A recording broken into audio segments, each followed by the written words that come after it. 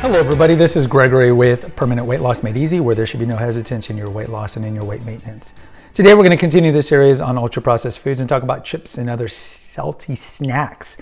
Now before we begin, if you need help with weight loss, contact me through the Clarity FM link found here in the episode notes. Please also check out my website, which has hundreds of articles and recipes, my books, which you can find on Amazon, my podcast, The Awakened Men, which is very health related, and the Cinema Rag, which is on movies, which is not. And lastly, if you appreciate my content, there's a link for PayPal. All right, so we're entering the 5th or 6th episode of Ultra Processed Foods. We'll probably get to 10 because there's a lot of ultra processed foods. So I'll put banners for the previous episodes here that we've done on other types, cereals, sodas, and so forth. Today we're going to do salty snacks. So this has its own aisle as well, as we're just going aisle by aisle by aisle.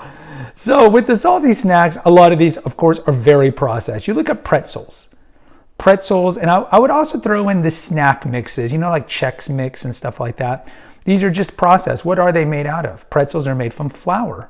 And we've talked about the insidiousness of flour in the previous episodes that we did on baked goods. So flour is just the crap part of wheat, and there's no nutrition in it. I should say very little nutrition in it. So when you look at pretzels, whether they be salted or whatever they are, what shape, it doesn't really matter what shape they're in.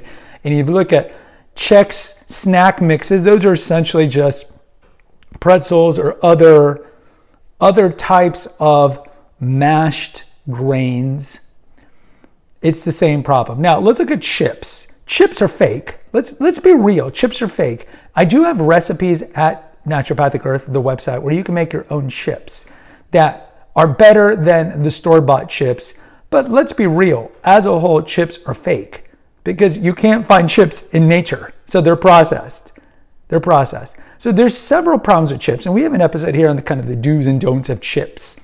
So on the most, I guess, macro level, the big problem with chips is, again, high in calories, low in nutrition. The other problem with them is a lot of them are sprayed with monosodium glutamate, which is a flavor enhancer obesogen, which is bad for your nervous system as well. It's a neurotoxin. So any of the chips that have flavors use fake flavors. It's not like some dudes dropping a drip of barbecue sauce as every Pringle chip passes by. No, they're just sprayed with this garbage. So anything like Cheetos and Doritos and Cool Ranch, barbecue, cheddar, sour cream and onion, all these flavors have MSGs. So that's a problem as well. Most chips, of course, as you know, are potato-based or they're going to be corn-based. Corn is genetically modified unless you're buying organic corn chips, which there are. I do have some organic blue corn tortilla chips that I eat on occasion. But the typical chips are going to be GMO crap. And again, are you getting some nutrition from corn-based chips? A little. Yeah, you look on the back of, let's say, Fritos. Fritos don't have MSGs unless you get the flavor like the chili cheese flavored ones. They have some fiber.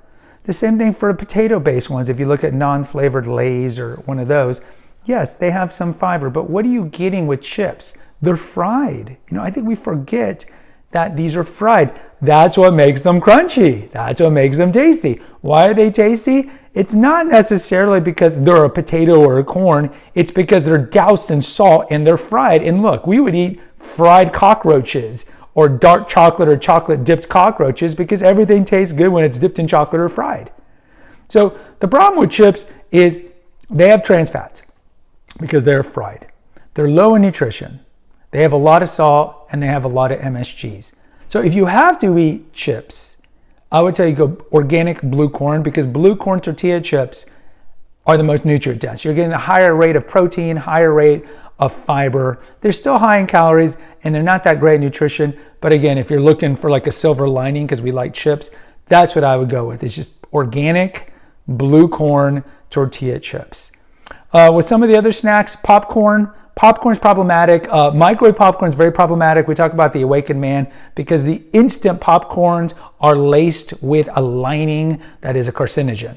If you are doing your own popcorn in a popcorn maker, there's things that you can do, like you can buy organic multicolored corn kernels and then pop them in an air popper. That's fine.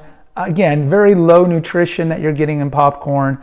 Cinema popcorn, of course, is egregiously bad because of all the fake oils. So if you're really into popcorn, let's say more than pretzels, there are things you can do to popcorn. Like you can put some spices on it. There's tons of ingredients you can find out there. You can put some spices on it. You can put some garlic. Garlic's a natural antibiotic. Garlic's good for you. These are things that you can do to make popcorn more palatable. But I would air pop it. I would not get the microwave one. And then with chips, of course, I would go with blue corn. And then with pretzels, I would pretty much just avoid pretzels and avoid any of the aforementioned if they're coated in some sort of flavoring. Guys, post in the comments, hit the notification, subscribe, and share button. Until next time, take care, God bless, and pray.